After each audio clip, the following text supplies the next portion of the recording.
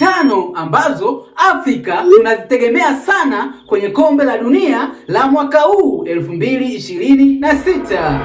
Namba 5, South Africa.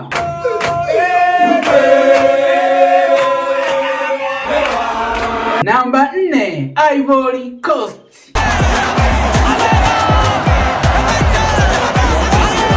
Namba 3, Egypt. Bismillahirrahmanirrahim. Allahumma ij'al salsa. Allahumma ij'al salsa. Ij'al salsa. Namba 2, Morocco.